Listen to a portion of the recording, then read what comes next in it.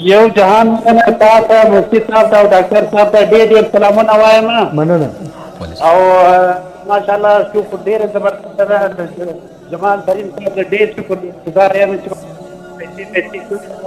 مننه. او موږ ډېر څه کمان مې مننه. او سپیشلي تاسو معلوم کړئ چې موږ کلام قرآن کې دا وایي چې لقمان په زوی کې دا هدایت ته وایي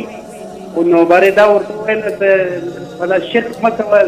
او دغه ډېر غټه ګناه ده. صحیح. او بل د مفتي صاحب دا ریکویسټ کوم پلیز بل هم دغه د حکمت په باره کې څه ورته ویلي دي که هغه د بیان کې یو بهانه نه ده چې ولې نن سبا زموږ دا کسان ګرده ده فاسټ فوډ ډېر خواهشمند دي نو اکثر د دې نه جوړه وي بل دا څه خو که جوړ کړي نو یو ځان منل صحیح دی.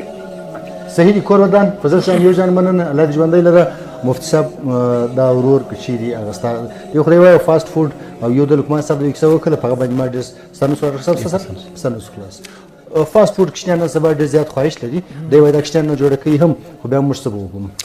د دې لپاره خو به یو روحاني دغه ووایي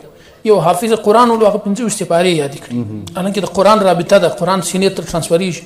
نو غټه رابطه ده لیکن په دا مین کې دغه حافظ وایي زه حفظ بالا پرېږدم استادان مور پلار دا ګرځول ته وایي وجه چې خدای وایي بس ما زړه نه لګېږي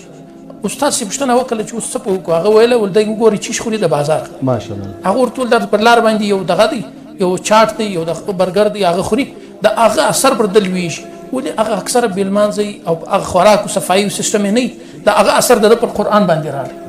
نو ول څو عمر تاسو دغه خوراک چې د کور ته ورکوئ دغه کوچنی برته راغلی ول زه خپله مدرسه او حفظ شروع کوم هغه قرآن یې پوره کړي چې هغه خوراک ځینې بند شو.